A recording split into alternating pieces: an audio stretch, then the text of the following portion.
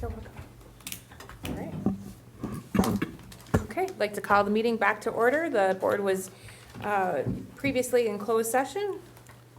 And we'll move along with our open session, and we'll start off with the Pledge of Allegiance. So all of those who are capable, please stand. I pledge allegiance To the flag of the United States of America and to the republic for which it stands, one nation, under God, indivisible, with liberty and justice for all.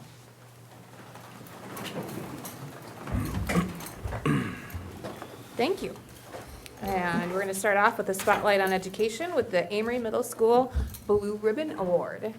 Is that going to be Tom or Sean? This isn't Okay. the spotlight, but I would like to welcome Abby Bahada, our most recent hire on administrative team. She is the new director of student services, so welcome to Abby. Thank you. Welcome, Abby. Thank Yeah. you. Welcome. That's the spotlight, no, just kidding. That's right. The spotlight on education has been the worst-kept secret in the school district of Amery since February. We sort of let the cat out of the bag way before we were supposed to, but we didn't do it formally, so here we are tonight to do it formally. It's a strange thing, because they made the announcement that you're on the list, if you will, but then they said, you can't say anything until November or October. Okay, you're gonna say this great thing and say, don't say anything about it for 8 months. Well, we've been talking about it a little. So our middle school has been selected as a blue ribbon school, not by the Department of Public Instruction, but by the Department of Education, which is the federal government. And there are only 8 schools in the state of Wisconsin that have been selected. And nationwide, there's not many more than that. Do you know the total number in the nation, Tom? Right The offhand? total number of schools, Total number? I think it was like 356 or something like that. And there are Or some 300. 19,000 schools. Yeah. So there's a lot of folks that are eligible, and we were picked. And we were picked with good reason. Our academic achievement at the middle school is second to none, but the area specifically that our middle school was highlighted for was our area in closing the gaps between our learners. And I'll let Tom talk about the greatness of that here in a moment, but I would like to personally extend my celebratory thank you, my most heartfelt congratulations to not just Tom Benson, but also the entire middle school that is presently there and who came before, because this has been years in the making, and it is not something that's ever happened here. It's been fantastic. And congratulations to Tom and to the middle school. Well, thank you. So why don't you talk to us a little bit about what you've learned through the process? Tom and Kate have been working on this pretty diligently for the last couple months. Right, like Sean said, we were kind of notified that we were being nominated by the state, and that entailed about a 20 to 30-page application that we had to fill out. It wasn't like multiple choice, fill in the blanks, it was essay questions, and kind of covering just about everything that entails what we do, both as a building and as a district as a whole. Obviously, there's a lot of questions about what we do academically with the curriculum and the program and our schedule and how we operate the way we do, but they wanted to know about everything. They wanted to know, are you just concentrating on one area? Do you have strong applied arts programs? Do you have student support programs in place to assist all kinds of kids with any of the needs that they may have? And so we were able to talk about the big three, PBS, TSS, and PLC, and the ways that we operate.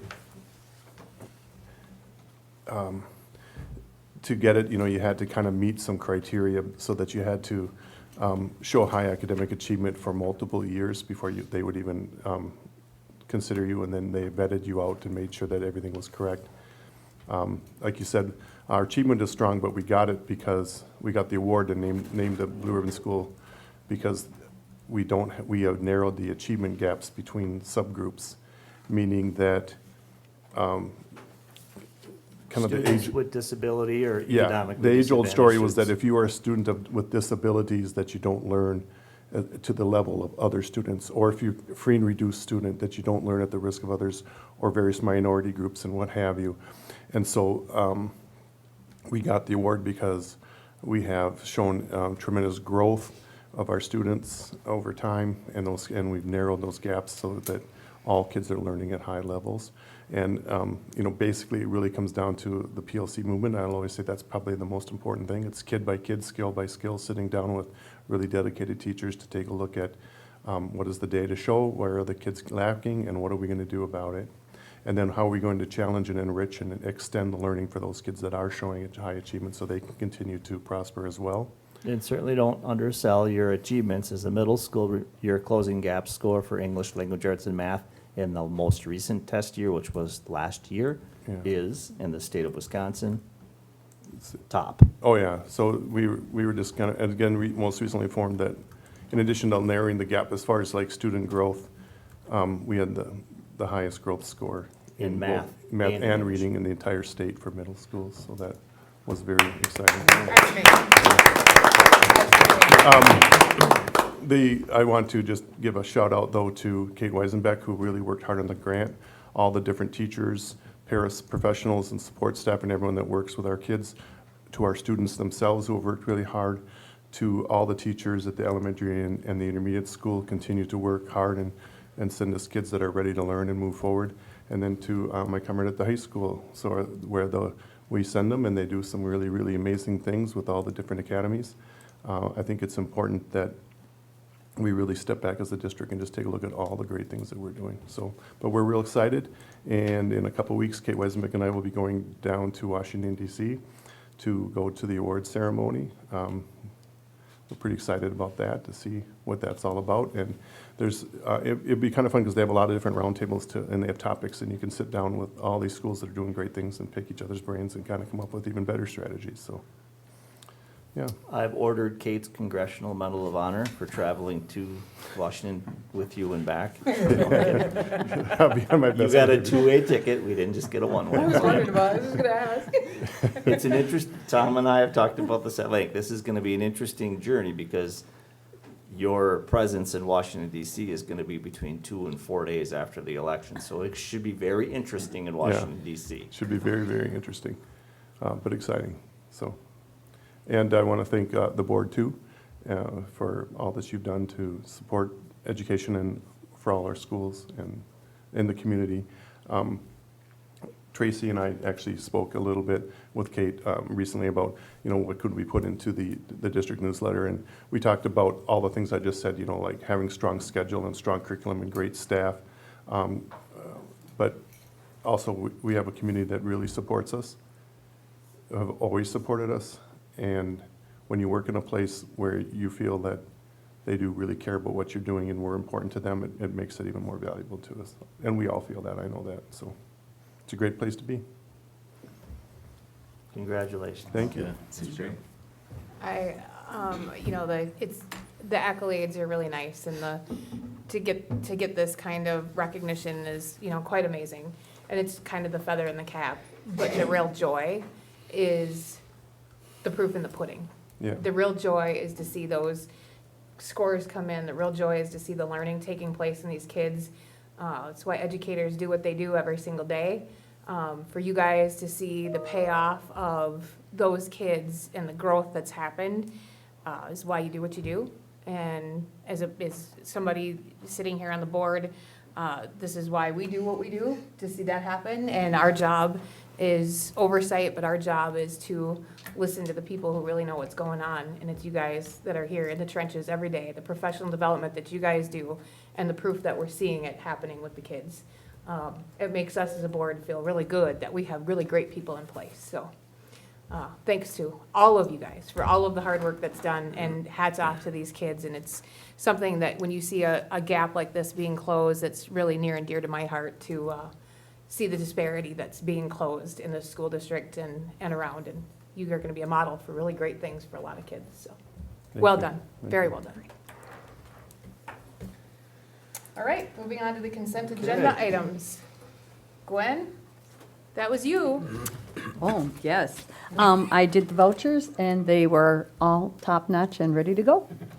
You were a good student tonight. So she learned a lot and got to see a lot of good things. No So blue ribbon for you, but good work. but good work. You get gold star. First time, at least. woo. So yes.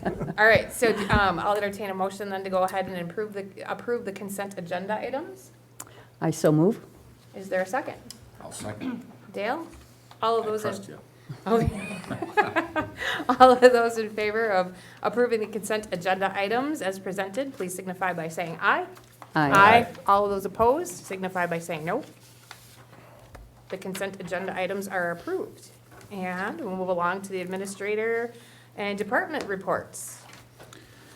Okay, at the high school, a lot of these events, many of you had the chance to kind of participate with as well here. Homecoming was a fabulous week, tons of school spirit, lots of great activities. The kids had an absolute blast that week. And then we had the grand opening of the athletics facilities. We tied that in with an open house at the high school as well. Saw many of you there, lots of community. I felt like a teacher again. I don't think I had a 4-hour stretch where I've talked that much in a long time. Everybody with questions, lots of tours. So that was a lot of fun. We had our ACP in-service night, conference night here back about a week and a half ago. Lots of positive feedback from parents. Received phone calls, emails from parents saying, we really enjoyed the structure. We really like the fact that our kids have an eye on the future. So that was a real positive experience.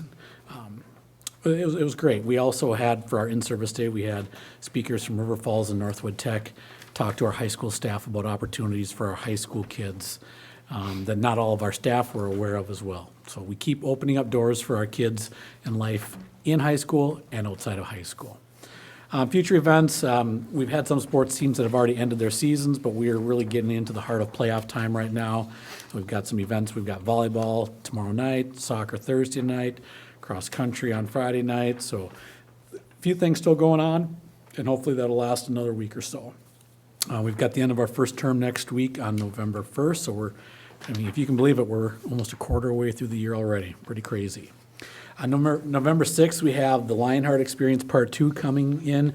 If you remember, we had them brought to us last year. The Polk County government paid for us, Unity, Osceola, St. Croix Falls, this production to come in, kind of mental health, building self-esteem presentation. Our kids were huge fans of it last year.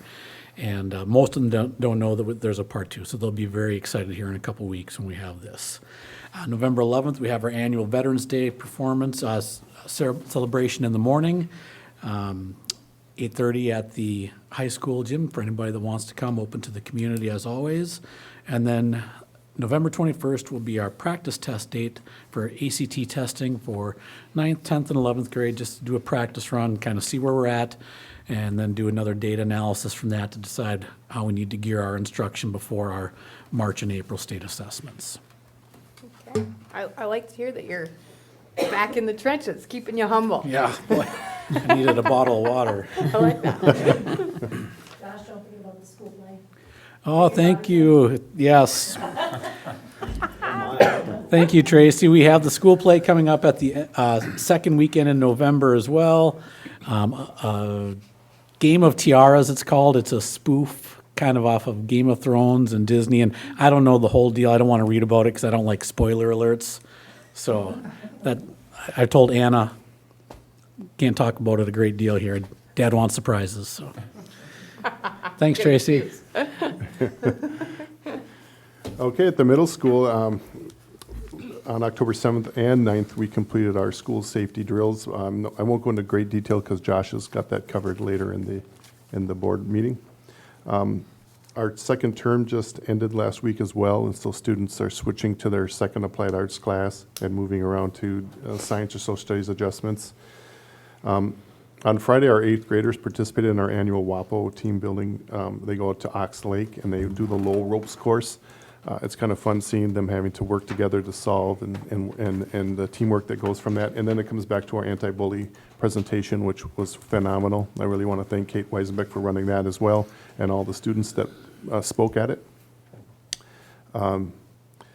Starting, I believe, tomorrow, we have our peer tutor training. Joanne Erickson runs that for us. And then we have peer mediator training on Wednesday. So to talk about ways to use students that are the volunteer to either help kids academically or help kids work through problems. It's always a great thing.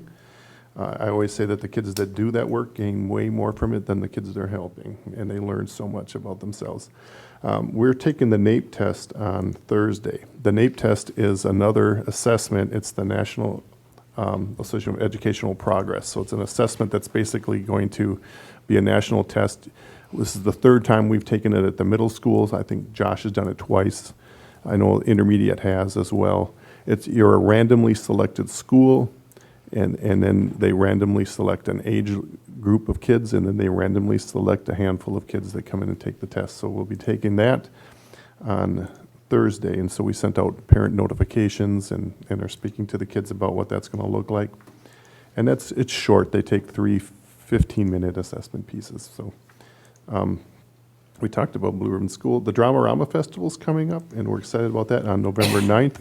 It's a nice program for kids in grades 3 through 8, and they get to go to Baldwin Woodville and compete in preset pieces, some individual solo ensemble pieces through drama, which is always a great thing for those kids. Lots of other dates, like our dental clinic is coming up.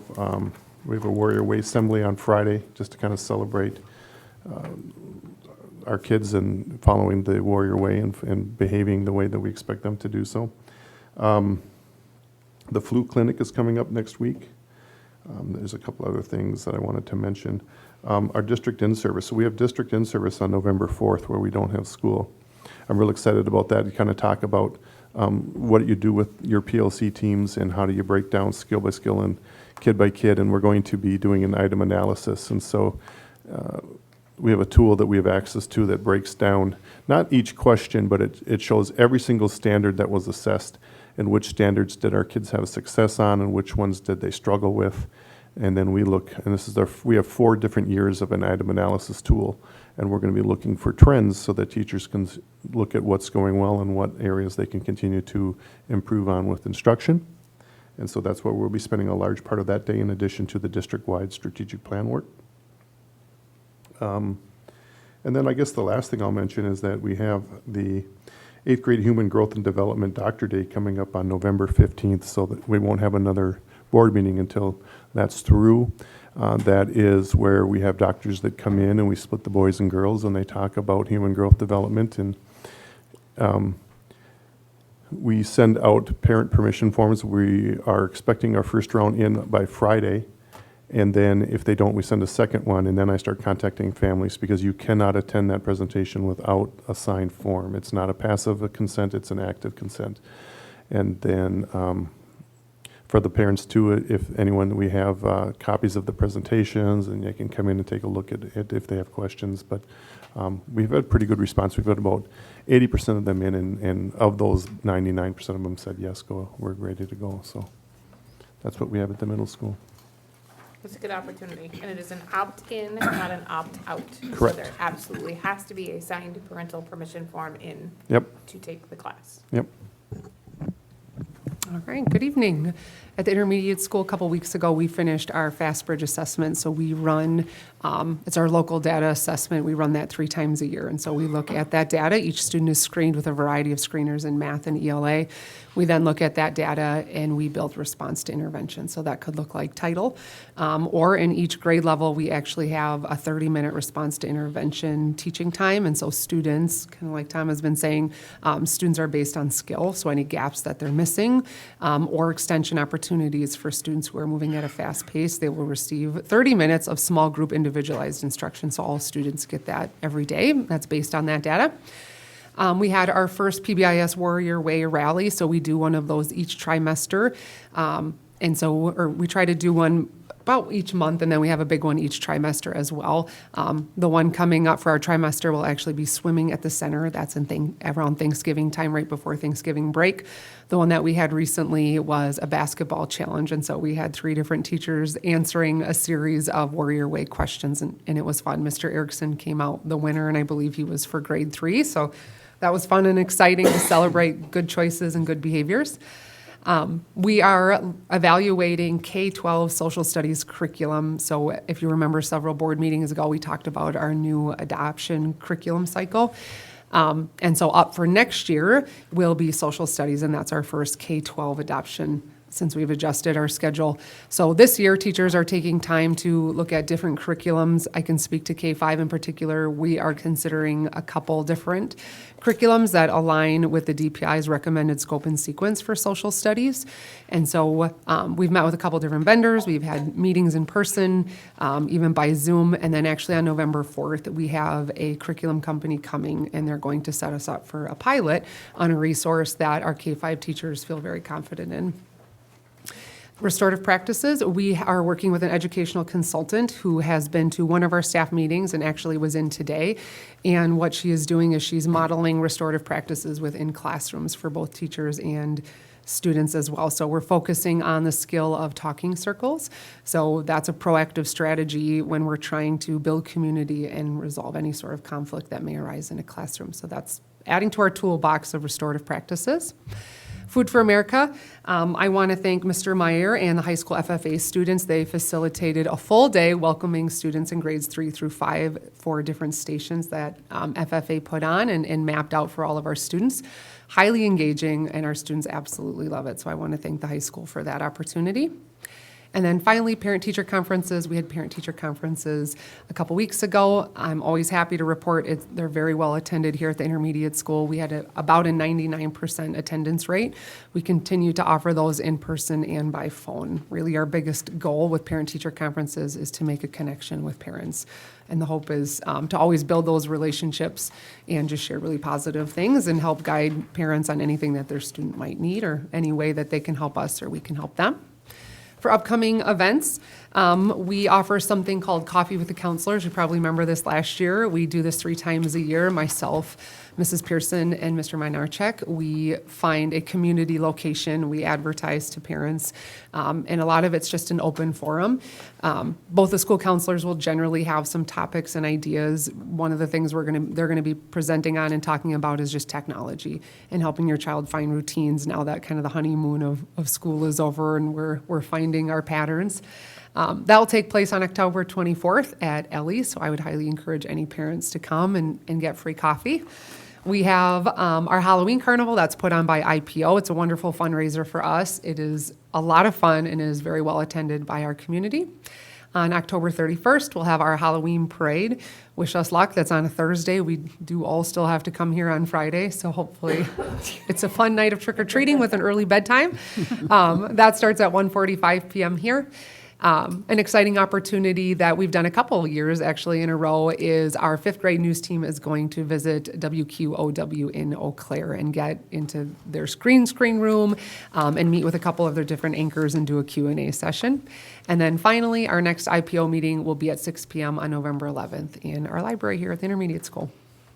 What time is Coffee with Counselor?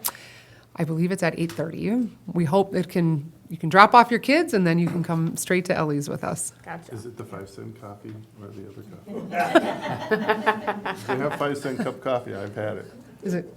They do. Okay, well, I don't know. Coffee's coffee, right? No? Not all coffee. No, created. no. Some of it's 5-cent coffee. Just kidding, Matt. Yeah, I was- It's 10-cent coffee, but it's a discount. Sounds good. Thanks, Jess. thank you. Good evening. So Jess did a nice job talking about fast bridge assessments. We as well did that at the elementary school, and it's just the same kind of pattern that they did, working into our RTI groups and our school-wide title programs as well. Our PBIS committee met and developed a new school-wide incentive program. They're using a thermometer gauge, and kids are earning white tickets to earn this time in October, extra recess, and it's for their 3 choices of earning those tickets are lining up nicely after recess, cooperative play, and safe choices outside. So their reward will be an extra recess for that. So it's exciting. So they're going to do that every month and do an extra reward system for them. On September 23rd to the 25th, we had CISA here working with us again with our HMH structured literacy components, talking through some Act 20 pieces, working through some read aloud planning and some creative instructional tools for our kindergarten and our 4K who are now part of all of that Act 20 pieces. September 26th, we had family math night that was well attended. They learned a lot of fun card games. Lynette Wentz did an excellent job of leading that committee, and we just had a really lot of fun with those kids that day. So it's great, and those games that they can bring home then and play with their families at home. So it was a good night. Our LPO group has been meeting and doing some wonderful work supporting our staff. They just wrapped up our Cherry Dale fundraiser, our T-shirt fundraiser, and they supplied the meals for us at parent-teacher conferences. So it's just been a wonderful partnership. Homecoming parade, our kids just always love that, being able to cheer on their high school friends that they see all the time coming through the building. TSS committee, that one is led by Lisa Benson. They've had their first staff get together, and this year they're focusing on classroom environment pertaining to room decoration setup, how students respond to and interact with their classroom environment. So that's been a great piece towards one of our big threes. On October 7th, we did our fall PT conferences as well, and just had a great time meeting with parents, and again, building those relationships with them has been fantastic. Our special education team also did the child development days at the same time, and they welcomed in quite a few families into that. So it's been, it was just a great time for connections. October 9th brought our annual second grade field trip to Four Hands Holsteins at the Dado Farm. As always, it is a loved event for our second graders and our staff as well, and they get to interact with the FFA members in another one of those events, and we just love being able to do that. So thank you to the Dado Farm family for hosting our students. A take two on our fall fun day with our specialist team, Annie Brayton, Danielle Peterson, Renee Anderson, Shannon Henningsgaard, along with Jessica Whitcop. They're para and partnered with the FFA again and just put on a really nice day. And I don't know how they plan every day to be so beautiful outside, but they were blessed again with great weather. And Matt Carey and Ryan Folstead, our new custodian, also joined with in their musical talent. So the kids danced and they played yard games and went on hay rides, and they just had a great time. So that is a wonderful thing that they've been doing for us. And then the families joined with that same morning for the ABC kindergarten fashion show, and they just love showing off all of their new learnings and their songs, and then they have their families for a snack, so they really enjoy that. So it's a great celebration. The past few weeks, we've been doing our fall safety drills as well, as Tom mentioned. Josh will say more about that later. So let them do that. So, and our referendum work still continues in our building, and we're trying to get those final adjustments done and wrapped up. So, and our upcoming events, the 22nd, 21st, 22nd, we have North Lakes dental visits coming in. 23rd through the 25th, the Knights of Columbus comes for their Coats for Kids event. And that they just bring in so many families for that. So that's just such a welcomed partnership there. Ferguson's Orchard Field Trip is on the 30th. Our Halloween parade is 2:15 in our school, and Wickliffe Middle School.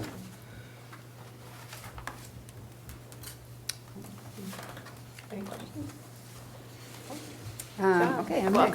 Welcome, Abby. Thank you.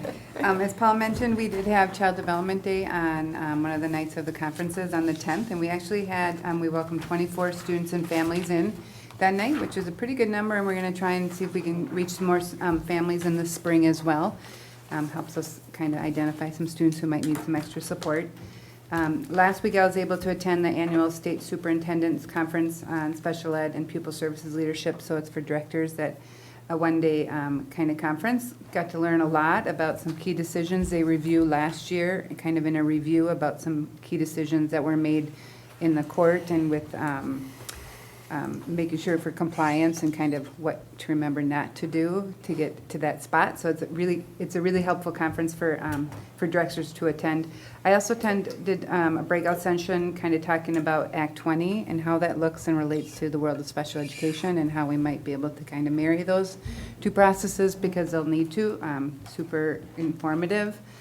And then kind of talked about the linking between language and literacy and how that looks in an IEP with speech and language and then reading and how they can collaborate in an IEP. So lots of learning. I'm really thankful that I can able to go down for that day because I always learn a lot from that. And then next week, we start our attending kind of a multi-day training at CISA for behavior solutions. Myself, Paula, Jess, and some of the pupil services team will attend, and it's really looking systematically about how we can positively support behaviors at all the different levels of students. So super excited about that. And lastly, just a huge thank you. I've been super welcomed. It's been a great 2.5 weeks learning, lots of learning, but everybody's been very kind and patient and helpful and guiding me. So I'm super happy to be here. We're happy to have you, and thanks for filling a job at a very crucial time of the year. So thank you. Any other questions? All right. Looks like we're moving along then to summer school report. Mrs. Sjogren.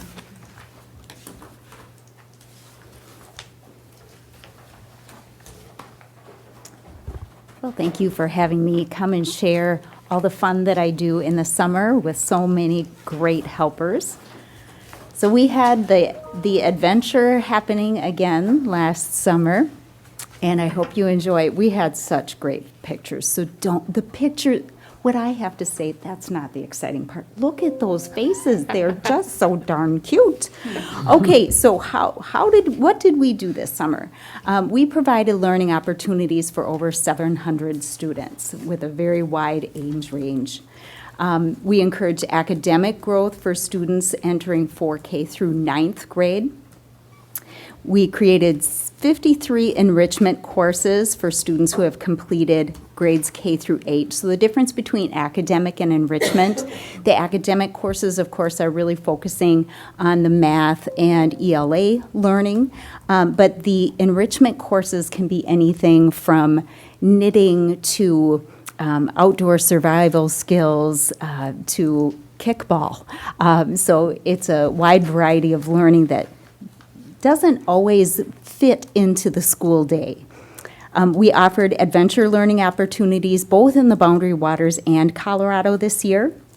And the best part is that we created so many relationships with teachers and time with friends and a lot of new skills.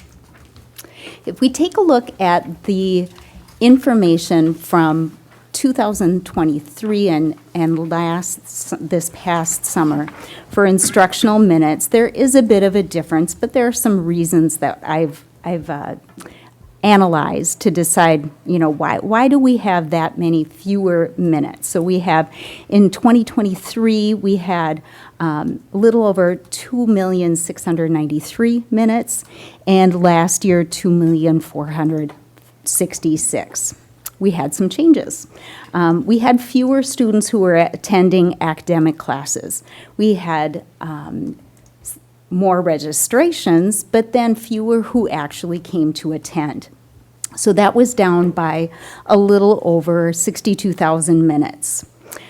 Because of construction, weight training was not available at the high school, and that has served both high school and middle school students, and that accounts for quite a few instructional minutes. So we were down by a little over 115,000 minutes without weight training. Hoping we'll be able to resurrect that next summer because it's also something kids really enjoy.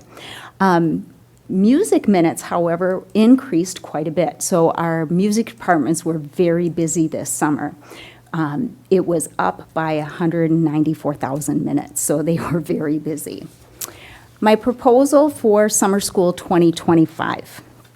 In June, we have our last day of school for the regular school year on June 5th. I do need a week to prepare for summer school without being an English teacher. So we will be starting June 16th. That'll be, the week of June 16th will be week A, week B, the week of June 23rd, and then week C will be a 4-day week since 4th of July does fall on a Friday. So that one will be a little bit shorter, but it just works out better that way with our school ending and with the placement of the holiday. I have been able to reserve the New Richmond Center for our swimming lessons in June. So we will have those on Monday through Thursday, both the weeks of June 23rd and June 30th, ending on July 3rd. That'll be from 1 o'clock to 2:30, and that goes along with the 2 weeks of morning summer school. So students are able to ride the bus to summer school in the morning, take 4 hours of classes, have their breakfast, their lunch, and then get on a bus to New Richmond and have their swimming lessons. So it ends up to be quite a full day for them, but it works out really well for families, and kids seem to enjoy their time. Then in August, our end of summer learning will be the week of August 4th and the week of August 11th.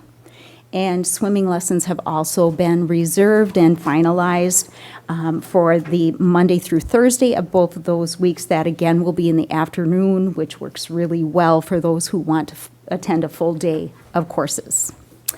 I really appreciate that the school district continues to support summer school. The smiles I see throughout summer are amazing, and I have a lot of parents who take time to find me at summer school and thank me and let me know how big of an impact summer school has for their kids and their families. It really helps kids get ready for school. Those little wee ones who come in for welcome to 4K and welcome to K, they know the drill by the time they get to school in the fall. Teacher-student relationships are great. It's wonderful to see teachers teach kids who are younger than their school year kiddos, and then they get to develop a relationship with these kids years before they're in their regular classroom. And the amount of growth and learning and new experiences is wonderful. So I appreciate your continued support. Thank you. Do you have any questions for me?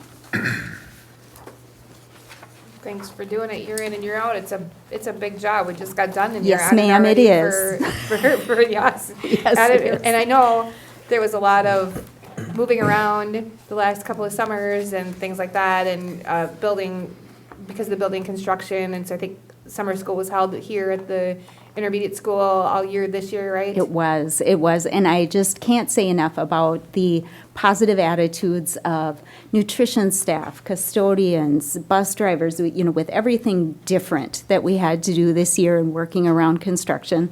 Everybody just said, we can make that happen, no big deal, and that's wonderful, so thank you. Actually, I do have a quick question, and it might be Yes. more for you.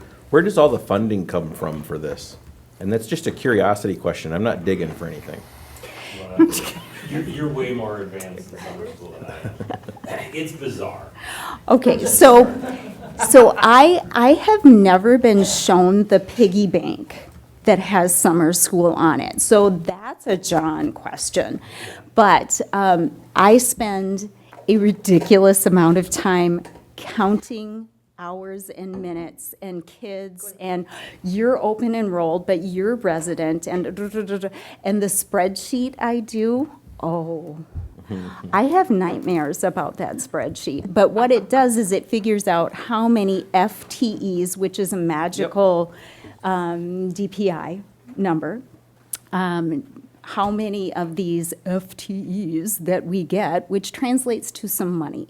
And so we don't charge for tuition to go to summer school. Kids do now pay their fees to New Richmond Center for swim lessons, and that really has improved the actual attendance. So that issue was solved with that. But with not having to pay fees, getting the FTEs paid from the state helps to even things out. Sure. Yes. Essentially, it's an extension of our third Friday count. So it's on a per pupil basis. It's just how are you getting to that number is a completely bizarre calculation. Like she It's just like a said. full student equivalent? Yeah, pretty much. And it's there's way too much that goes into it. And the hard part is that it comes across in our general aid payments. It's not a separate thing. So it's reported on separately. So I'll be the first to admit I still have a lot to learn when it comes to the summer school funding. From what I understand, it's more of a costs are covered by the state type of a principle, because she's reporting teacher ratios, Okay. incomes, that sort of stuff. So it's not really a money maker. You would notice it if it went away, but it's not like it's bringing in an additional sum to your category. But I do have a lot to learn as well. In my 26 years, I've worked with a lot of different summer school coordinators, and they all work pretty hard, but I don't think anyone has done as nice of a job as Laura. I think it's clockwork. I don't worry about it at all. If there's a problem, she takes care of it. She asks good questions, and thank you for all your hard work. Yeah, you're in and you're out. It's Maybe you should ask to see great. the spreadsheet. I'll let you one help wants to next look. year. Maybe we need to get you an assistant for that spreadsheet. There you go. Don't scare people away now. I love spreadsheets. Well, thank you. I appreciate it. Thanks, Ms. Sugar. Thank you. Okay, moving on to our informational items, and we have an update for the referendum and building and grounds. All right, well, by- 2 pieces. We did a tour, building and grounds meeting. George and Steve and I toured last Wednesday, and then the second piece, John will walk through, which was we had our last budget meeting this past Friday. So, I don't want to speak for Steve, but we are, I don't call it 95% home. We're doing the stuff that wasn't done right the first time, or this cracked, or this shelf came down, or this didn't arrive yet. We're in that mode. We're on punch list mode to figure out what yet needs to be done. But from the eyes of our folks that drive through campus every day, you can see that things are by and large finished. In the buildings, there's still some things that we're waiting on. Elementary's waiting on furniture, but you're sort of held hostage to those timelines. Those aren't your own. So I'm not sure if you wanted to chime in, Steve, but it was exciting to see finished products. Yeah, it was good. I think the highlight of the tour for me was getting Sean up on the roof of the high school. Oh, I'm not a fan of the roof. And George loves bringing me up there Yeah. for some reason. He No, thinks it was it's fun. great. I was up on the roof when we did the video for the referendum. And so to see the difference and the changes up there is pretty dramatic. And that's something that the public, you just can't see from the ground. Right.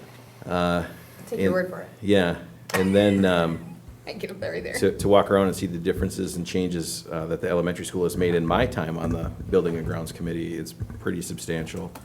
And then I picked up my daughter that afternoon, and I said, well, I got to go to the upstairs of the elementary school. She goes, what upstairs? And I didn't know there was an upstairs either, so. Well, there is. There is. So, good tour, a lot of neat things going on. It's fun to see it come to the end, but it's also, I want to see more. I want to see more growth and more, so, but it's good.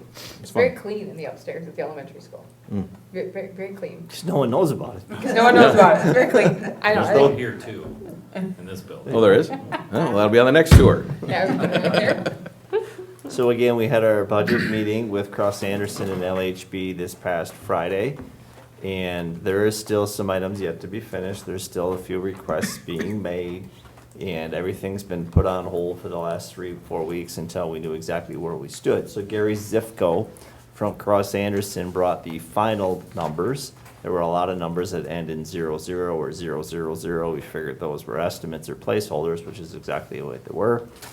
Now you'll see exact numbers, and we are in very good shape. So I'm going to turn it over to John to talk about the highlights on that spreadsheet. So the basics of this is that we sent what we've actually spent so far, all of the disbursements over to Kraus Anderson, and they started plugging it into the actual numbers that are on that spreadsheet right there. Before that, it was all just more or less estimates, some actuals as projects were completed, but they don't really know exactly what they're gonna be until they're done. What they know is that they have a GMP and that they can't go against the GMP. So, the Guaranteed maximum price. Guaranteed maximum price, sorry. So, the big highlight, Becky, if you wouldn't mind just scrolling down, if you look at that bottom right number, the 2.337501, that is what we are currently under budget to, when it comes to the relationship of all monies that are allocated for these projects. If we go to the second page that's included, it's actually a page and a half. This is where they spent the most time in reconciling, which is essentially, these are all of the school district of Amery either provided, this is the stuff that George was managing, or change orders or last minute things. So this is what Sean was talking about in regards to a lot of things that had $29,000, and we wanted to be a little bit more specific so that we knew what was left over. And really, after having a meeting with talking about where we're over as it relates to the contingency money that they have built into the GMP, the additional money from interest earned on investments and all that sort of stuff, even including some of the bigger asks that we've had, including bathrooms and such, we are still about $100,000 under budget. So we are reserving a good chunk of change for the whatnots and what have yous that pop up in the last minutes of a finishing project. So I'd be happy, and if you look, that's where that difference is between the 2.337 and then that 2.222 number. That is where we are right now with that. So as you can see, that gap is starting to close. So the number one question that's been asked of me is, when are the bathrooms in that pavilion next to the entrance to the football field going in? Now. They're going in now. They'll be in the next 3 weeks, because we have the money to be able to do that. And we'll be able to get it done before the weather hits. We'll be able to hit the ground running in spring for our track events and for our girls' soccer season in the spring. And it's not gonna get any cheaper to do it in the spring. It will so- not get any cheaper. That's an operation that George manages, and that's done, as you see on the sheet here, Berghammer. They're the ones that did the ticket booths on both sides. And that will not finish that end, but it will make it look a lot more finished. So then we'll have an actual spot for concessions when FFA sets up their operation, when FCCLA sets up their operation, or where Sports and More comes, we'll have an opportunity to do that. And we were lucky on weather for this football season. There will be times where it will not be as pleasant, and we'll be under the pavilion, shielding ourselves from the rain. So now we truly have a game day experience that's at a plaza, and the bathroom and pavilion will finish that off. I was hopeful that that would be the news at this meeting, but I was really, really surprised that it was. I was expecting spring, but it's getting done in the next 3 weeks. And it was a fun meeting because for once, they kept saying, oh, that's already been accounted for. And so we got All the to time. leave Oh, my goodness. full line items off. Oh, that's already been covered. We have for. had a lot of meetings on budget. This was the biggest one of them all. So we are in very good shape. So when you get beyond that and you find a few things after everybody's picked up their equipment and left, does that still fall under something related to this, or does it come out of your building and grounds normal budget? The reality is that there's still gonna be buffer, right? There's, no matter what it is, for instance, we've been accruing interest on the $5 million borrow since June 5th, when we took that money in. So that is not necessarily accounted for in its entirety here. And I think there is a lot of wish list items, like I know Mr. Fern has a bunch of stuff that would be great to get for our facilities that are, $1,000, $2,000, up to $10,000, that have just been kind of, well, we're gonna wish list those for now. And I think there is quite a bit of that out there. So that's when you get closer to that. The other side of it is we're withholding that money for what happens if a generator needs to be replaced. But then we start talking about tier 2 items. Yep. If there's additional money, that's when we start talking about not the deferred maintenance, but the tier, was it level 2, tier 2? I don't remember what it's called, but, well, actually, tier 3. The second priority list. Second is what we're priority talking list, about. yeah. In regards to athletics, I think I can confidently speak for Jeff Fern in the athletics department. Everything that we need that's on Jeff's list, we're getting. Yeah. And we'll be still within budget to do so. Because there are things that we're in a holding pattern for the last month. And I think we are in good shape with all of those items too. I know we are in good shape. He was there on the meeting. So it was a great meeting. And it's absolutely glorious to walk out and be a part of and see. Just watching boys practice soccer. It's just fantastic. It's super, super exciting to walk. I was in all of the buildings this last week to walk the halls of the high school or the elementary school. It's almost too good to be true. It's fantastic. I've heard a lot of positive feedback about the whole project. And of course, it's just the nature of the time in which we live right now in the fall, that we're seeing all of those things with track and soccer and football all out there at the same time. But I heard a lot of positive things about the plaza that was created to go along with the things that we did out there, along with the new field and the new track, and it's been a really positive feedback from people that have attended and has gotten to take part in that whole big experience. And I give credit to LHB Architects for that. That was one of the items that Troy hit hard and said, you will have a game day experience here connected to the high school plaza that you don't have across the street. And I couldn't envision what he meant, but when we were at grand opening, it was clear what he meant. And that flowed really smooth and really well. The only drawback that we presently have is gonna get fixed. There's not enough lighting back there, but there'll be lights on the pavilion. So it'll be all lit up. Did that answer your questions? Yeah. Okay. Yep, thank you. It's exciting times. I'm looking forward to baseball, Yes. really, and when that soccer, or when the softball field gets the grass and is ready to be played on. Under the looks lights, all fantastic. that. Yep. A lot of cool stuff going on. Yeah, It and looks I think that, like I fantastic. said, that was just kind of the nature of the time in which we live right now, that it's Mhm. there, but this spring it'll be a whole nother experience, a whole nother something else to look forward to. It's gonna be It will. yeah, fantastic, so. Very cool. Good stuff going on. Okay, weather cancellations and remote instruction. Gosh, I guess we're getting about that time of the year, aren't You we? skip past strategic. Oh, I did, a strategic plan update. So there is a updated itinerary here in regards to calendar. The stuff that's been grayed out is stuff we've already done. The stuff that's in red is stuff that's on the horizon. We have pushed the timetable for surveying into January. Tracy and Becky and I met with School Perceptions a couple of weeks back. And we asked them, engaged them about that question, and their encouragement of us is, if you've got the time to be able to do it, push your survey till after the first of the year so it doesn't get lost in the shuffle of the holidays and it isn't rushed. And we don't have to have this done by the first of the year, just because the first of the year is 2025. So we're gonna push this, which allows us to more artfully create the questions we want and to proceed forward with caution. So that tweaks the timeline some. It moves back the adoption by you as a group a couple of months, but I would rather have a quality product than get it done fast. So that would be the new timeline that we have moving forward. Our next meeting is on the 13th. Actually, we got focus groups first. On the 13th, we're going to look at the survey questions, and then in January, we'll look at the focus group results. We have to, on the 13th, make sure we have weighed in on the survey questions, if that's the direction this group wants to go, because they need to have them in order to get the survey prepared and ready to be sent. So, questions for me on strategic plan?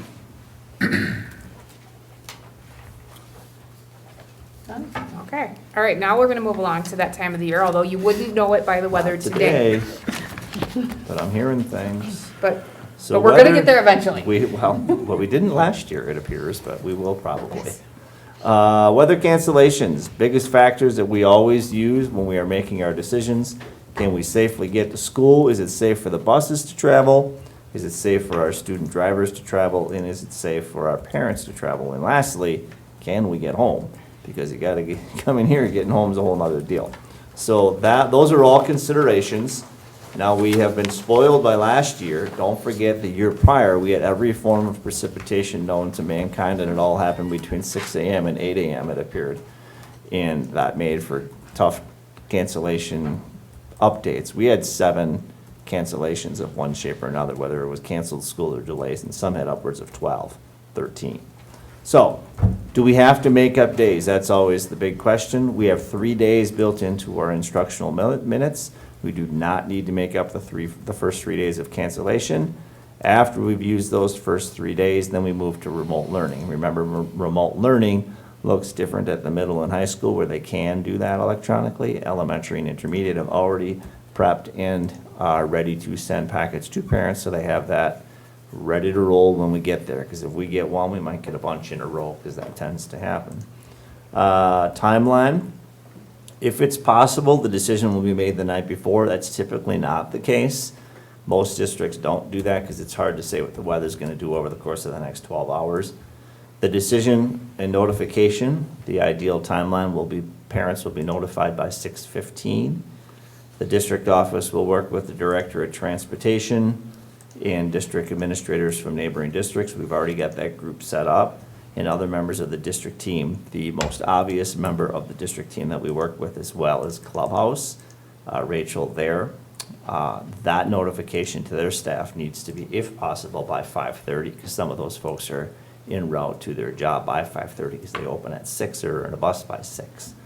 So if we can, we will. That won't always be possible.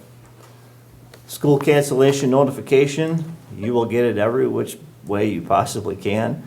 It'll be texted and emailed and called. It'll be on all of the TV stations. It'll be on our social media platforms, and it'll be on our website. I don't know, I think there's something still a little cool about watching TV and seeing the name roll across the screen, but it's sort of old news by that point. Extracurricular activities, Mr. Fern and I will have conversation. Typically, if we cancel school, we'll cancel practice and/or game, but that won't always be the case. And sometimes if we are in playoff season, February is always an interesting month with girls and boys basketball and hockey and wrestling as well. Sometimes the WIAA sort of gives you the message, you gotta play this game, you gotta have this match in, because the people on the other side are waiting for your winner. So they sort of give you that message. But we'll never do anything that will create an unsafe environment in regards to an athletic event. Questions that you might have for me? We'll be here soon enough, I imagine. You test all those, the texts and emails? and- Well, we've already worked on our systems in regards to our communications, making sure the right people get it, because there's a lot of different ways to set up the system for who gets it. We have a lot of experience logging in to get all those postings on television, the social media platforms. Tracy handles that with ease, and our district websites, not too much trouble. The only one that's the big one are the folks that we make the call to, but if they don't update their information, the right people aren't going to get the call. So we're very, very much reliant upon them updating their information, and folks don't always do that. And they're typically the first people to call and say, I didn't get the call. And we ask for their number, and say, well, my number's changed. Well, now would be the time to get the new number in there. So yes, we know there'll be some inaccuracies, but you get it, I think the total number of ways we counted 2 years ago was you'll get it 17 different ways, and 13 of them you will not even have to get out of bed. So you'll get it, Yeah. certainly. Yes. So anybody that update your information now so that we don't run into problems when the weather hits. So make sure that if you're not sure, call the school district and somebody will be able to Yep. help you out with that. Erin's the one that updates the info. She'll update it for you, and it'll be accurate from that point forward. All right, anybody else? Okay, moving on to safety drills with Mr. Gould. Okay, pretty simple. Each year as part of the state DOJ tasks that I have to complete, we have to have written notification documentation of conducting safety drills. Char's got copies of all 4 buildings and the dates of our drills. Most of them were conducted in September, October. Of course, we want our students to know the protocols earlier in the year. I'll be uploading these to our state DOJ website in addition to our blueprints and meetings with police officers, that type of thing. All goes into the same website every year. Everything looks in order, except for I do need you to sign. So Yeah. I'm gonna hand that down to Mr. Gould. How did it all go? Everybody feel good about those kind of things? There's been extra work Mr. this time Benson. around with elementary and high school, because there's new spaces. It doesn't look the exact same as it did, but I think we're still hammering away and getting it done. Yep, and Amery Police Department has hired some new police officers, fresh from the academy. I was talking with Chief Peters within the last week, and we're going to make some appointments to get the new staff up so they can become familiar with our building, and even the veteran staff to see the changes at both the elementary and at the high school. So getting them up to speed. Sounds good. I know a couple of summers ago, we had a couple of meetings in the summer for us to meet. It's probably something that we need to get on the agenda again, Correct. early after school gets out again. I'll work with Josh and get that on the calendar, make sure Like to everyone has the updated Have that info. formally updated. Obviously, we're not going to do it here in open session for safety No. reasons for the public, but I think as a board, we have now a couple of new members on the board that weren't involved in that, so I'd like to see that, if we could do that early after school gets out. No problem. Thank you. All right, anybody got anything else? Okay, off to some new, updated board policies. So I ran through the 200s. We have some obsolete policy language, so I'll just give you the highlights. This is just a first reading, so there's nothing that you need to do other than offer your thoughts if you have them. Policy 222, administrator contracts. The language there in that third paragraph is simply obsolete statutorily. So the reappointment of administrators shall be considered by the board in January. The board is required by administrative contract to notify an administrator if their contract will be non-renewed by February 1st. Failure to notify the administrator of the intent to non-renew shall automatically result in a one-year extension of the existing contract. So that's just updated language. And if you have feedback, just chime in whenever you're ready. The next one, the second of three, is policy 230. I've changed the word pupil services to student services, because that is, after all, what we're calling it, and struck out middle and high school athletic director. They haven't really been a part of the administrative team typically, and it isn't always the most efficient way to go. If Josh is here and Jeff is here, then there really isn't any administrative coverage at the high school. And I'm confident that Josh can handle those messages and get the work done, so that's changed. And the last one, I guess this is the designated survivor policy. The Board of Education shall designate an acting district administrator in the event that the present district administrator is unable to perform their duties. The acting district administrator shall consult with the board when necessary to make decisions.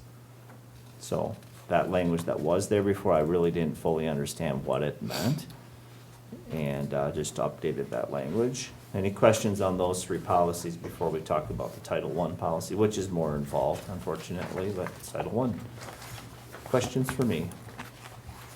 I think logistical questions about Okay. the Board of Education designating an acting district administrator.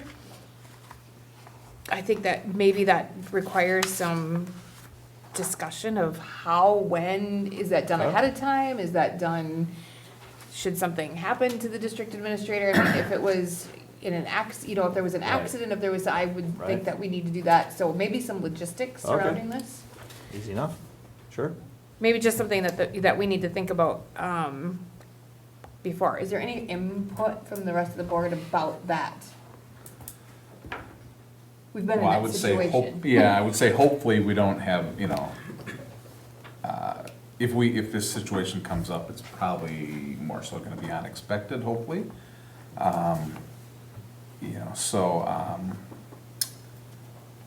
We could do I think we could probably address it if something's maybe expected, but if it's unexpected, then I think you kinda have to meet, like, when the unexpected happens. And hopefully that doesn't happen, but we have been there. Right.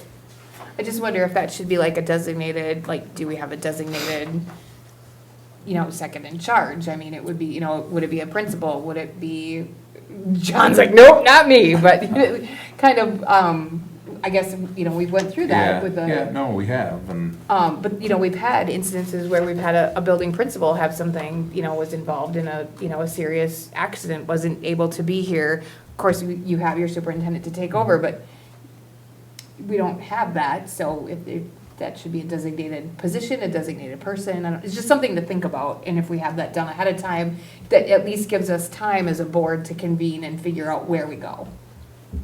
I think I would just hate to be caught in a Point situation that we taken, I don't could know. create some logistics to bring back next month, and you're not obligated to do anything with it next month even. I mean, let's look at the last time this policy was revised was 1995. I know. We've been rolling Got with some this, time, yeah. we've been rolling with this for almost 30 years. So it's probably time to spend a little bit more, I think it just yeah. gives I think it gives the board some clarity, and I'm thinking like just beyond this board, I'm thinking this board has been changing and seen changeover, and those are the things that it's always kind of our job to look to that future and set things up for other board members, and so if we're gonna do this, then maybe that has to be taken into consideration, so, Sounds good to me. okay. Keep it rolling. The title policy, which is policy 342.5, and then there is a rule which is 342.51. Jessica D'Ambrosio as our Director of Curriculum and Instruction this is Title I, which is right where she lives in that role, and No Child Left Behind, which is an obsolete title altogether. So I'll turn it over to Jessica.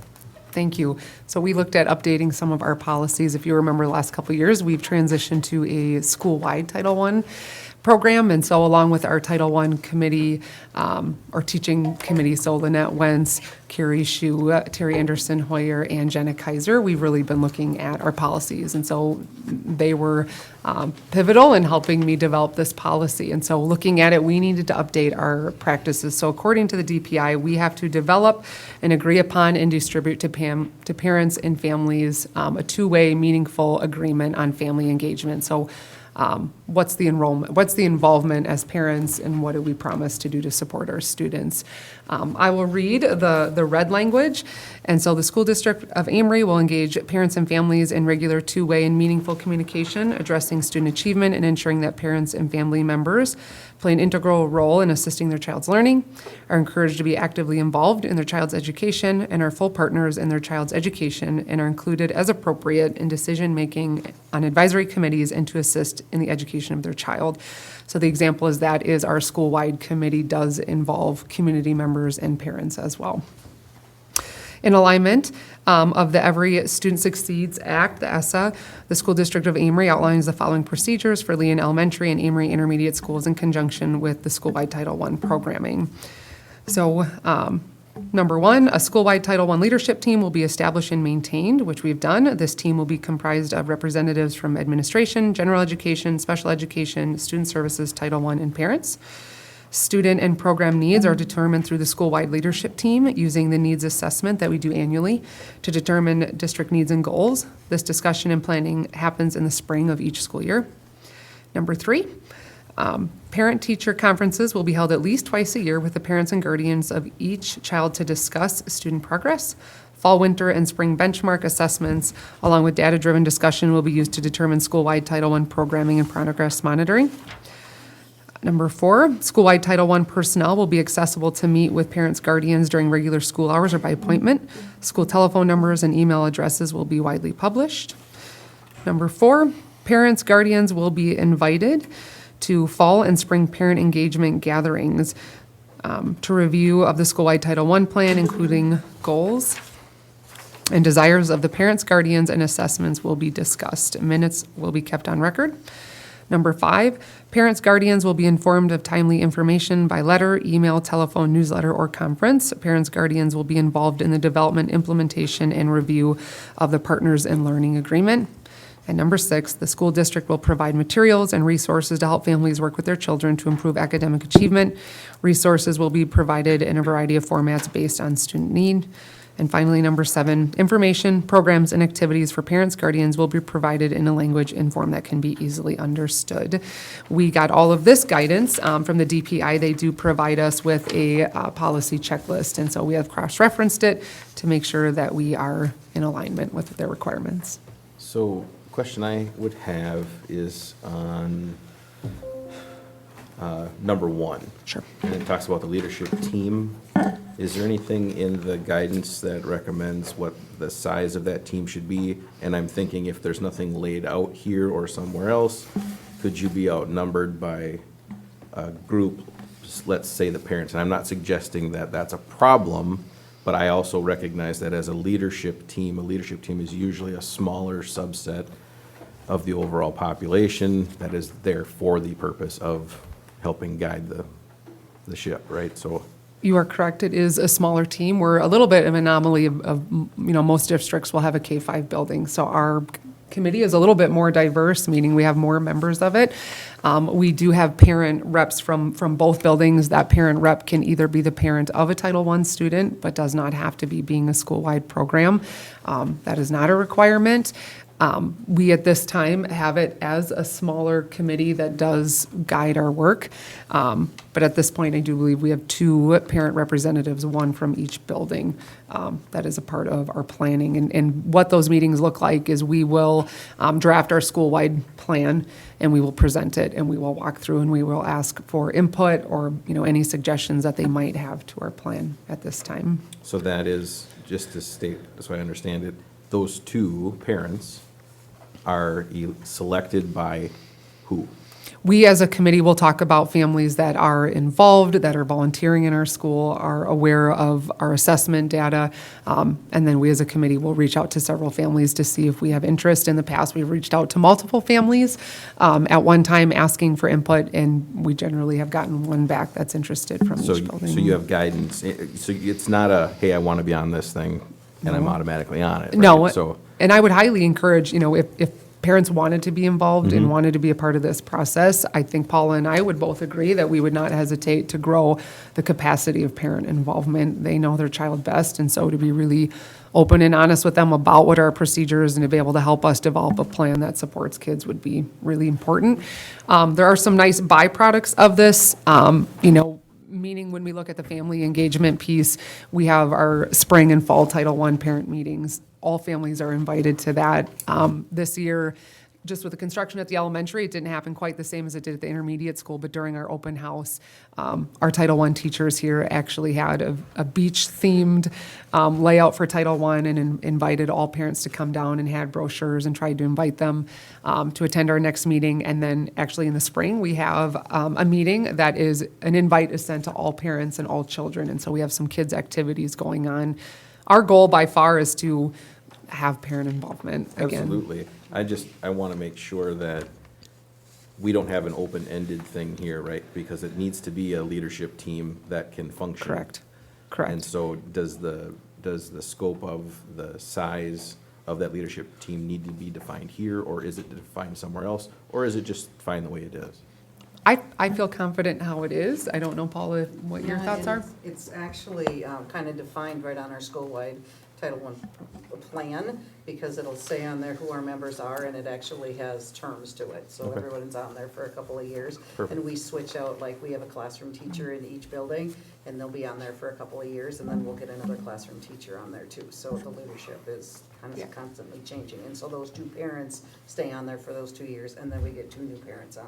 Exactly So, what I was looking yes. for. Yeah, Thank so you. Paula and I remain on it, as does Carrie Yes. Shu, as do our Title I Yes. teachers, but then we do all have terms, which has been really nice. Even our teachers, I think, to expose them to the planning piece of it and to be involved has been very beneficial. I think what that committee looks like is easier to stay apart from policy, so that it's not narrowly defined in the policy, but that's then generally left up to a kind of a living, breathing, changing kind of thing within the title program itself. Because when you get too structured within the policy, then you No, become. I understand yeah, that, but part of the leadership function is not to figure out things when they're running well, is to make sure that you have safeguards in place when they're not running well, right? So the question is only to make sure that we don't create a problem Right. by having it open-ended. Right. And the nice thing about that team too is that it has people from across the way. So you have Title I on there that stays on there. We have special ed representation, classroom representation, and then also parent. Great, thank you. And the great thing about being a school-wide program is annually we look at that school-wide, our school-wide Title I program. And so, we've spent a lot of time looking at HMH and ELA. So a lot of our Title I program has really been defined to growing our educators through professional development with Teresa Stanley at CISA. And so as we develop in our skills in HMH, that Title I plan will change for us based on our skill and what we know and what we're able to implement, or new resources that come our way. And so having those terms is really nice. It allows us to get fresh ideas, but yet function well in terms of we all have knowledge of what we're seeking to do for our kids. Great, thank you. So don't miss the mark on 342.51. Basically, it's done. That's no child left behind. That doesn't exist anymore. So that's why you see everything struck out. And that dissolved in 2015, so we are seeking to, get rid of that policy as ESSA replaced that. Yay. Yeah. Riddance.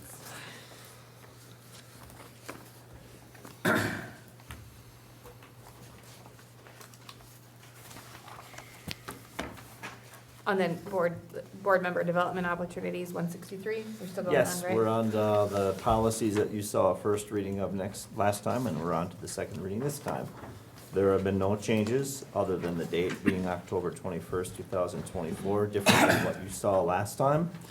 It's simply been struck out, and it remains struck out on 163. 171.1, we struck out and left struck out, meaning announcements will be given on radio and television media outlets. That's just not what we do. And then October 21st is the date, and then special meetings, special board meetings, changed from clerk to president, and change the verbiage unless the board determines that a closed session of the board is necessary, and October 21st. So those are the three policies that you saw last month, and you're seeing them again. The only difference is it's a second reading as opposed to a first reading. Any other Questions for me? suggestions or questions on these? I think we covered some of those We did. things last month. So I'll bring the 300s next month, and I haven't looked at them yet, but we'll see what's there. What's needing some updating. Can we make a motion to accept these, have or are to. we waiting for something else? Nope, Nope. we have to. So that's, goes into our action items, and so I'll entertain a motion to accept all three policies if there's no questions on either of them or no amendments to any of them at this time. No, I would make a motion to accept all three policies as presented. Is there a second? Second? It's been properly moved and seconded to accept all three of these policies as presented in the previous board meeting and the read first reading. This is the second reading. Is there any further discussion on adopting these policies? Hearing none, we'll proceed to vote. All those in favor of adopting these policies, please signify by saying aye. Aye. All of those opposed, please signify by saying no. Okay, motion passes. Policy 163, 177-1, and 173 are adopted as written. Moving on to the 2024-2025 budget, levy, and mill rate. Mr. McBride, you're up. Thank you.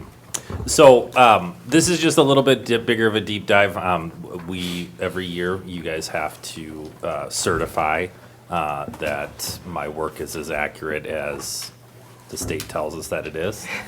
And this is the way that we do that. And then we take that into the form of signatures on our invoices, if you will, that go out to the municipalities for payment in January, February, and ultimately August. So just a little bit of just a recap of how we got to the number that we got to. I know that this is kind of small. It's hard to convey this one kind of visual on one slide, but it kind of needs to be on one slide, if that makes sense. So if I need to send this to anybody, I certainly can. Essentially what it is at the top line there is that's the calculation for our total revenue limit authority, which, as you can see or not see, is $16,861,418. The next part of the formula is we take that revenue limit authority and we subtract our equalization aid, our computer aid, and our personal property aids, which gives us our allowable limited or revenue limit tax levy of $9,809,994. And then we take that number and then we start kind of telling where we're gonna do, what it is that we're gonna do with it. So in the bottom left-hand corner, you can see the biggest chunk of that goes to Fund 10, or our general operating fund. The Fund 38 portion, that is our debt service that lives inside the revenue limit, not our referendum-approved debt limit. That is also part of it. Then we also want to add our referendum-approved debt levy, our community service tax levy of $104,000, and that gives us what our total tax levy is, which as of this moment is $12,623,719. Does that make sense? If the answer is no, I get it. So, I'm impressed that you can read that without glasses on. I can't even read it with my glasses on, but I'd like take my computer and like blow that out. I'm gonna have to, yeah. That's So- impressive. This presentation is, we've tweaked it a little bit this year, just based off of what I felt were some of the common questions that we were getting from both members of the board and the public, and I just want to be able to kind of answer those questions as easy as possible. So if we could go to the next slide. So the big question is, why did the levy go up? And this is kind of the first part of that equation, which is just kind of laying out for the public to see this is exactly where we're saying we're spending the money. And so as you can see, we've got our general fund allotment in there, we've got our non-referendum debt service, we have our referendum approved debt service and our community service fund. If we go to the next slide, this is breaking it out by municipality. So this is based off of, all of these numbers are inputted by the Department of Revenue based off of the equalized property values in the area. And I'm not going to go into details, but this is essentially what each municipality's responsibility is as it comes to the total levy. So if we go to the next slide, this is going to, go ahead. Just to make a comment, those tax levies by municipalities, we have nothing to do with those. We have nothing to do with that. No, Department of Revenue is the one who stipulates what Yeah. percentages by each. And a lot of it has to do with municipalities who, like, for instance, in this current year, there was an 11% increase in the city of Amery. Well, why was there an 11% increase in the city of Amery's property value, but there was a decrease in other areas? And it's because there was TIF and TIDs that fell in and fell out. And so they're the ones who ultimately are the ones who say, this is the total amount, this is the apportionment to each of the individual municipalities. But yes, you are correct, we do not decide that. The next one is just the equalized value analysis. And this is a new one that I put in here for this year. Just kind of showing, this is the why. This is why our tax levy is increased. And as you can see, there is in every single one of the municipalities, save a couple, there is some pretty decent increases in what the property value is, to the tune of 5.85% aggregate between all of them. So, but if we look at the bottom line, which is mill rate, our mill rate was a very modest increase in mill rate of 40 cents. And the state average is still well over $9. So we are still very low as far as mill rate is concerned compared to the vast majority of school districts in the state. The last page here is what is the mill rate analysis, which is where I just kind of went in a little bit deeper as far as what increased or what areas increased and what areas decreased.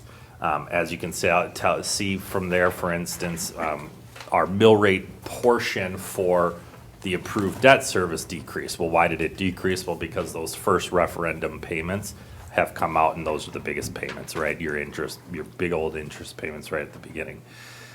So bottom line, at the end of the day, what we come to is just a couple of numbers. So the first number is a mill rate of $7.35, which is the first one. And you guys did already approve this last board meeting, I believe, correct?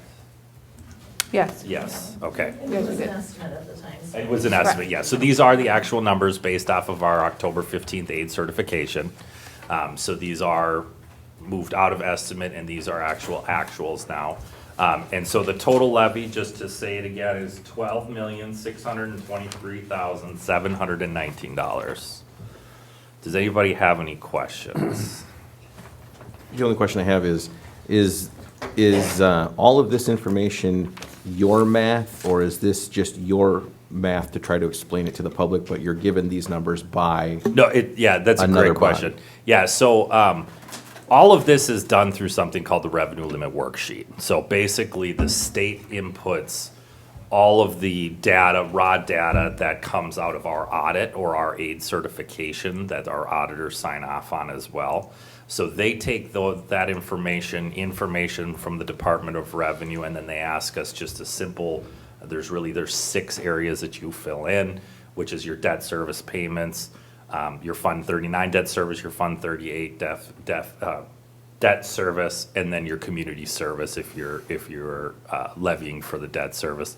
And out of that, it literally tells you exactly what the number is. 90% of this is the state. Correct. 10% is us putting our numbers in. I want to make sure that, we don't approve or agree to something that is a mistake, right? Yes. That we're using these numbers to explain it to the public, and these numbers Yes, are presented absolutely. to us. Yep, absolutely. And these are out of these are directly, these models and the visuals from here. Some are straight from the state, so the portion that is talking about the tax levy by municipality, that's right off of the PI 401 which is the form that we send out to the municipalities. So that's straight from the state. The vast majority of the other ones are straight from the Baird model, but they're not tied to my inputs, they're tied to Skyward's inputs, if that makes sense. So it's not, this really is not my math, and frankly, I wouldn't want to do that math. So, as much as I like math. But anyway, so that's it. Is there any other questions? So we need to make a motion to approve Yes, the, we need to make a motion. the official mill rate as presented. And tax levy. And tax Tax levy? levy, yep. Yep. I'll make that motion. Okay, Steve, is there a second? Second. Gwen, it's been properly moved and seconded to accept the 2024, 2025 tax levy and mill rate actual numbers, not just the estimates this time. Is there any further discussion on the 2024, 2025 levy and mill rate? Hearing none, we'll proceed to vote. All those in favor of approving the tax levy and mill rate for 2024, 2025, please signify by saying aye. Aye. All those opposed, please signify by saying no. Motion passes. The 2024, 2025 tax levy and mill rate is approved. Thanks, John. And John, you're still open to the public asking questions, right? Absolutely. So Yep. Please do that if there are questions. Yeah, John likes to absolutely. talk to the public. I do. He's good I at do. it. I do. I don't know if I would say I'm good at it, but I do enjoy it. All right, and we're off to short-term borrowing, again, staying with Mr. McBride, and this was something that we tabled from last meeting because Correct. we didn't have all the information, and so now we have that, and let's go ahead. All right, so this is, I'll just be the first to say, I don't like that we have to do that, but it's the state of education funding in the state of Wisconsin and timelines. So what's before you right here is the official documentation that's been prepared by Freiberger and Associates on behalf of Bremer Bank. This is no different language than it has been every single year for the last 15 years that we've been doing it. The differences here are, number one, there was a decrease in interest rate from 8.5 to 7.5 year over year. Now, just to point out, Bremer sets the interest rate based off of the lowest allowable interest rate for the industry that they are borrowing to, and they call it a state contract. So essentially, what they're saying is 75.5% is the same that we would give New Richmond, it's the same that we would give Osceola, we would give any one of our customers who applied for this loan, that, or not loan, I'm sorry, temporary note, that is what we would give them.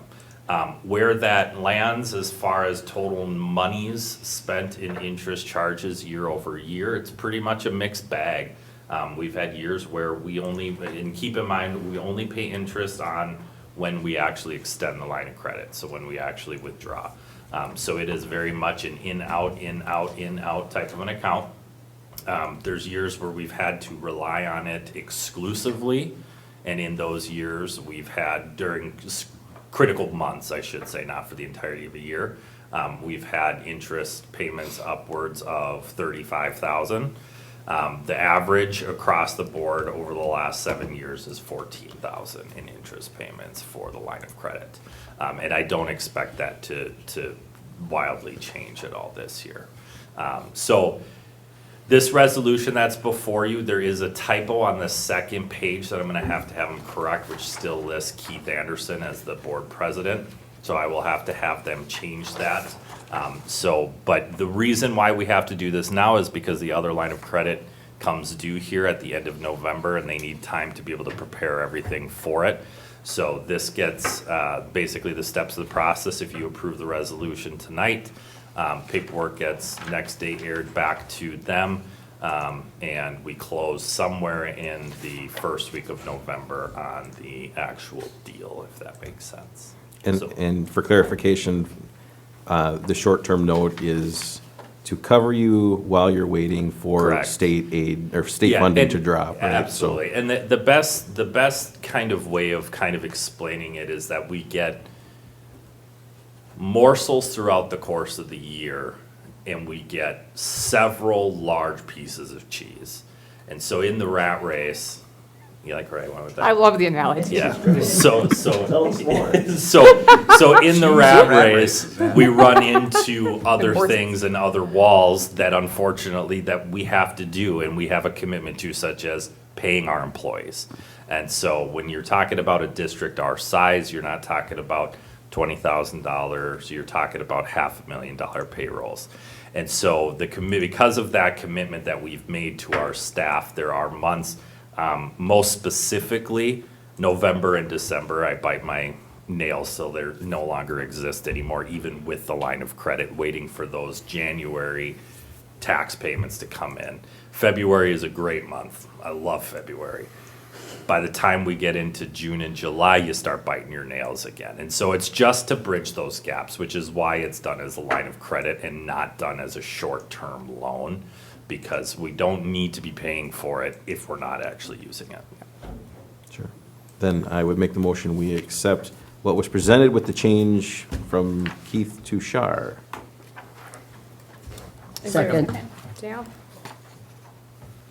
It's been properly moved and seconded to accept the short-term borrowing approval as presented with the change of the board president so that we can get this done and our employees can be paid.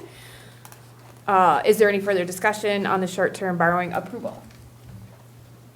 Hearing none, we'll proceed to vote. All those in favor of approving the short-term borrowing, please signify by saying aye. Aye. All of those opposed, please signify by saying no. Thank you, everybody. Motion passed. We're approved. You can go ahead and get some money. Pay the people. All right, and moving on to the school perception survey with Dr. Durfler.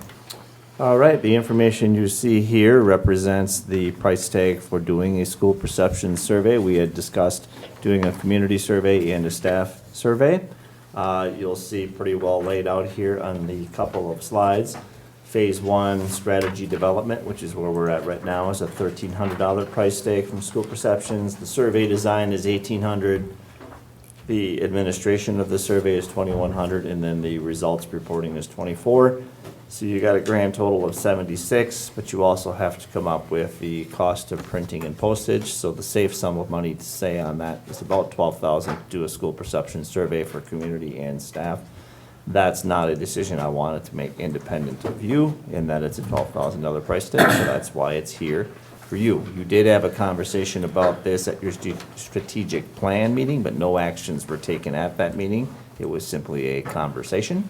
So here it is before you, if you have questions or if you wanted to take action. And I think we talked, the last time we did this was 5 years ago, I believe. The last time we did it was 2019, so 5 Yeah. years. So 12,000 over 5 years. That is accurate. Yeah. And the time prior to that was 2015, so it's been about every 5 Yeah. years. No, yeah, we had a lot of discussions on those costs, and we kept coming back to that they were decent, acceptable costs, and needing to be done to get the right kind of data. I know that we talked about, can you do these types of surveys internally? And you certainly can, but it's good to have that third party, because you're looking for truthful, honest feedback where employees can trust that their information is. And community. And community, and that's all protected, and all we're getting is third party. results, so I would make a motion, we accept what was presented to us here, with the addition of the postage to get it completed. Second.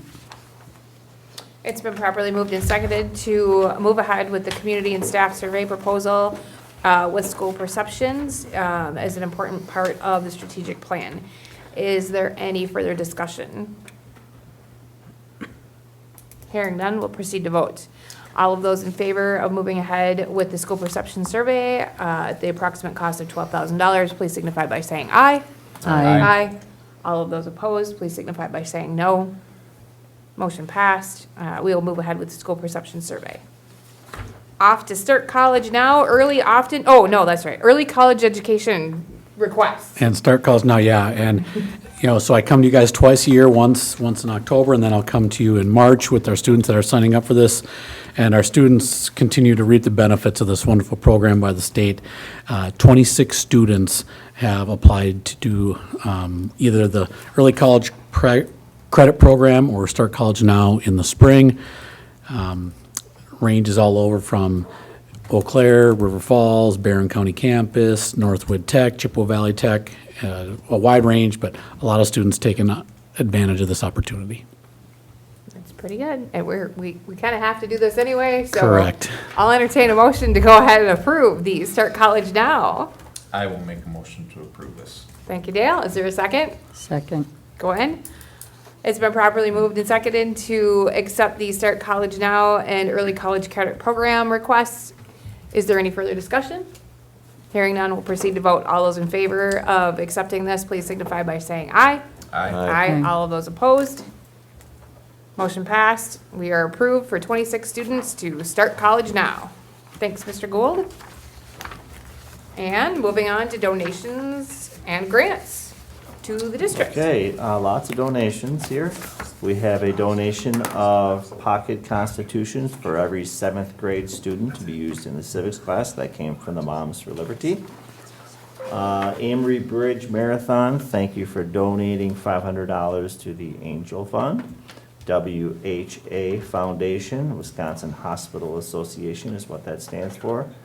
Thank you for the grant of $1,000 to help start an HOSA chapter of future health professionals at Amery High School, or yes, Amery High School.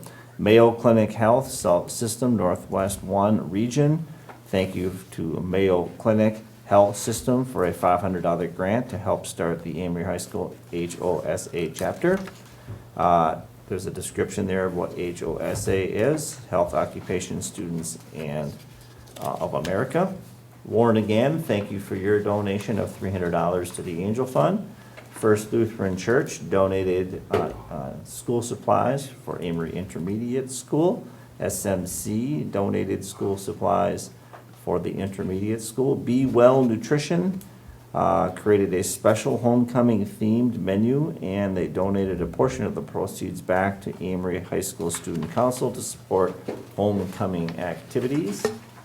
Indian Head Chorus, thank you for the $1,000 grant for Amery High School Choir. Eileen and Leslie Marquis made a $100 donation to Amery High School Choir and a $100 donation to high school band. Amery Family Restaurant donated soup for the Lean Elementary School staff meal during parent-teacher conferences. And many thanks for your generosity and support. That's just positively amazing. I mean, goodness sakes, so many things here. Everybody should be commended for all of the donations given. On a personal note, I did see some pictures and some recognition on our social media platform, Facebook, for the Health Occupation Student of America group. I really, thanks to Mr. Enslin and Mrs. Ganji, and if this was, I don't know if this was student-driven or whose idea this was to have this happen, but what a great addition to our school.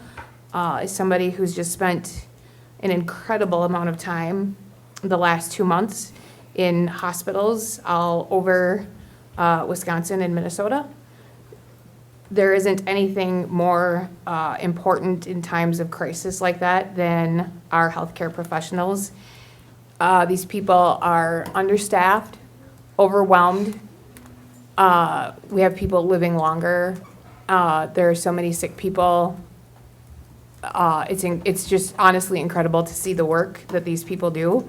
Having an organization like this in our own community with people who are passionate about helping and serving others is incredibly important, and just another show of how our district is really looking at what the community needs and really driving and helping our kids to succeed in future careers. This is where it's at.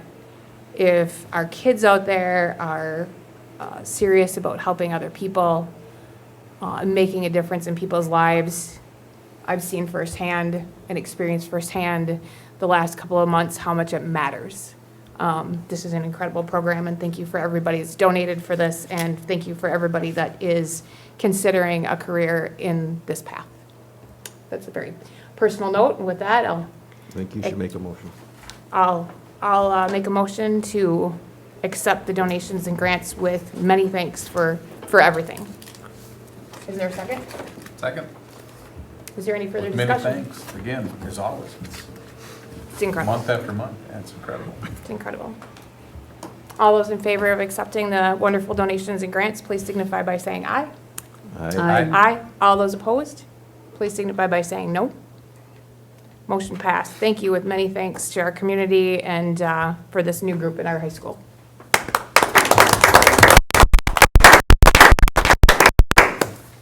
And off to personnel action. Okay, we have new employment and extracurricular contracts for Abigail Bahada, Director of Student Services, Abigail Bushinger, Varsity Girls Wrestling Coach, Special Education Para William Kane, and another Special Education Para Eden Hosey, C-Team Volleyball Co-Coach Rachel Humple, Clubhouse Assistant Teacher Mariah Livingston, C-Team Volleyball Co-Coach Leanna Wondrow, reassignment from regular ed para to special ed para, Misty Wishard. Resignation, JV baseball coach, Larry Doughton. Custodian, Donna Felstead. Para educator, Yolanda Juarez. Retirement of Tammy Winchell as a para, and termination of custodian Matthew Hilborn. I'll entertain a motion to accept the personnel action as presented. I'll make a motion to accept those I'll as second. presented. Dale and Steve, all those in favor of accepting the personnel action, please signify by saying aye. Aye. All of those opposed, so please signify by saying no. Personnel action is approved.